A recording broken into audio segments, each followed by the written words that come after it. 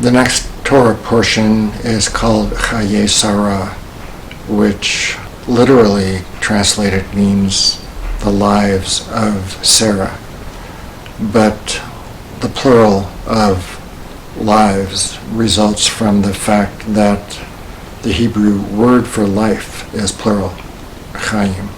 The portion begins with the narrative of Abraham looking for a burial ground for Sarah, who, as noted in the first few verses, dies at the age of 127.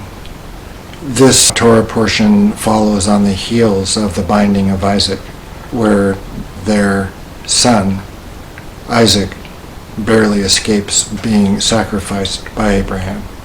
The commentators suggest that the portion beginning with the account of Sarah's death, following immediately after the Akedah, or the binding of Isaac, suggests a causal relationship. That is, the news of the Akedah caused Sarah to die. Even though this Torah portion is of normal length, there aren't many events as such that take place. The majority of the portion recounts dialogue. One instance is the dialogue of Abraham with the Canaanites, whose land he's living in at the time and from whom he wishes to purchase a burial plot. The other, even more extensive account of a dialogue occurs between Abraham's servant and the family of Rebekah when they're negotiating Rebekah becoming Isaac's wife. The events in this portion, at least numerically, pale in comparison to those of the previous portion, which was the angels telling Abraham and Sarah they would have a child at an old age, Sodom and Gomorrah, Lot and his daughters, and the binding of Isaac. The lessons in this Torah portion are more subtle and have to do with the art of skillful diplomatic dialogue and negotiating. So Sarah dies, Abraham goes through his period of mourning and then looks for a burial plot among the Hittites, among whom he's living at the time. There's a lot of give and take, and ultimately Abraham does purchase the Cave of Machpelah and the field in which it is, and the trees of the field. Machpelah is now called the Cave of the Patriarchs, and it's in the old city of Hebron in the West Bank.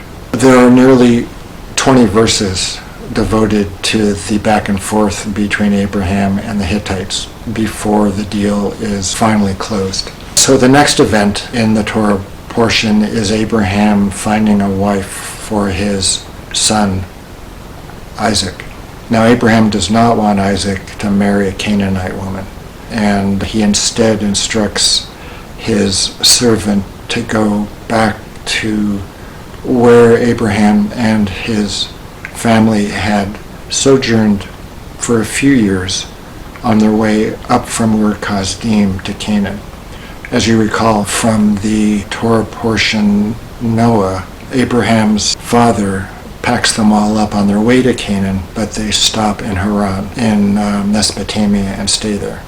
So Abraham instructs his servant, actually makes him swear, that he won't take a wife for Isaac among the Canaanite women, and that he would go back to his kin in Haran or Aram Naharaim or Padan Aram, which are all names for the northern part of Mesopotamia, from where Abraham ultimately dispatches himself and his family on their way to Canaan. So the servant and his men and camels and whatnot make their way up to Abraham's hometown, and there's an interesting event that takes place. The servant prays to God to give him a sign regarding the woman who will be fit to be Isaac's wife. It's a specific request too. He asks that the girl,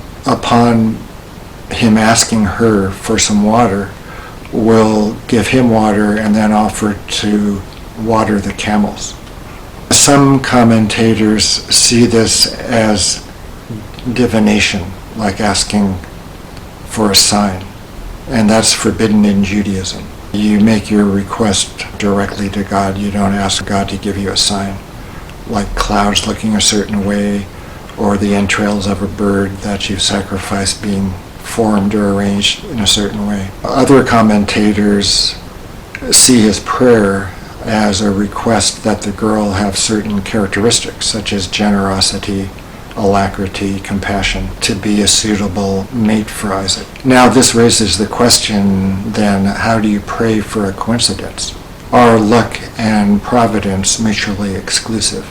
In other words, is there luck which occurs independent of God's supervision of creation? In other words, providence. If it were divination, the sign would have little to do with the outcome. In other words, bird entrails wouldn't necessarily indicate that Rebekah was Isaac's future wife.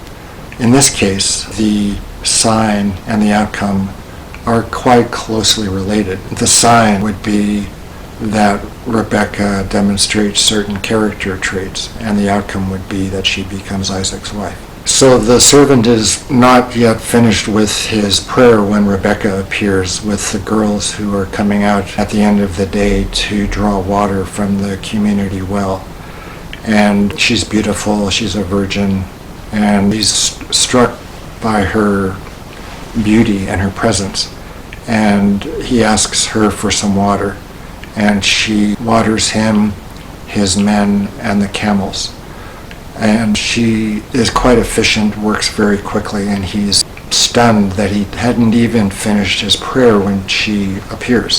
So there's some interesting alterations in the narrative, which actually is not an uncommon theme in the text. For example, when Joseph interprets Pharaoh's dreams later on, there's three recountings of the dreams. There's the narrator's recounting of Pharaoh's dream.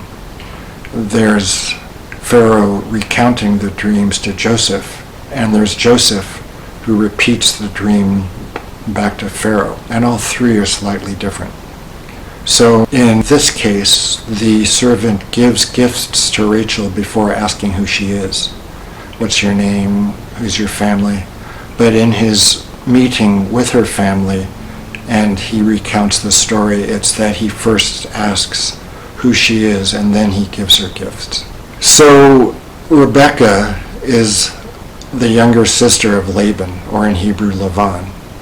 Laban is the son of Bethuel, and Bethuel is a nephew of Abraham's. So in other words, Abraham had a brother, Nahor, who begot Bethuel, who begot Laban, and Laban and Rebekah are siblings. So Laban is a grand nephew of Abraham, at least that's the way I figured it to be the case. And he's clearly the man of the house. There's no mention of Rebekah's mother, and Bethuel, Rebekah's father, fades from the scene rather quickly. So the discussion between the servant and Rebekah's family goes on for 30 verses, much longer than many of the commandments, the regulations, and accounts of other stories. And one can learn a lot of negotiating skills from observing carefully the give and take between the servant and Rebekah's family. They are long, drawn-out negotiations. Finally, everything seems to be going according to plan, where Laban seems to backtrack, and they say, well, maybe she could stay with us a little longer. And the servant implores them, now that things have gone so well, don't change your mind. Other words, I'll have to start my search all over again. So they call upon Rebekah, and they ask her what she wants to do, and she says, I want to go. So they pack up, and after receiving some blessings from Laban and the rest of the family, the servant and Rebekah and her entourage, as well as the servant's men, began making their way back to Canaan. They encounter Isaac in a field on their way back home, and she asks who that is, and they meet. The servant describes the adventures that he went through in Padan Aram to Isaac. So Isaac marries Rebekah, and there's an interesting phrase in the text about him being consoled about his mother Sarah. Apparently he was still in mourning over Sarah's death. So the story then shifts gears somewhat to describe Abraham taking another wife. And her name is Keturah, which is a derivative of ketoret, which is incense. So one of the theories is that she was an incense maker, or she burned a lot of incense. Some people think that she was Hagar, Sarah's maidservant, with whom Abraham had Ishmael. In any event, he marries Keturah, and they have quite a few children. So despite that, he sends them off to the east and gives everything to Isaac, because it's through Isaac that the covenant will be sustained, will be carried on. So the portion ends with Abraham's death at the age of 175 years. Ishmael and Isaac bury him in the Cave of Machpelah, where Sarah is buried. Then the Torah briefly describes the 12 sons of Ishmael who become chieftains in their own right. And then Ishmael dies at the age of 137. In the next Torah portion, we will start learning about Isaac, who among the three patriarchs, Abraham, Isaac, and Jacob, is the most puzzling in a way. We never learn that much about him. He seems to be kind of a passive individual. He's certainly not a trailblazer like Abraham or even like Jacob. He has only 2 sons. One turns out not to be that great.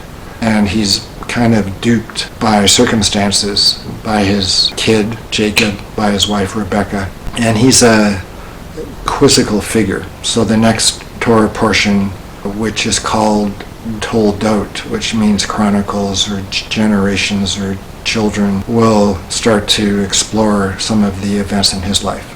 So thank you for watching. If you liked the video, please like and subscribe to the channel. And until next time, thank you.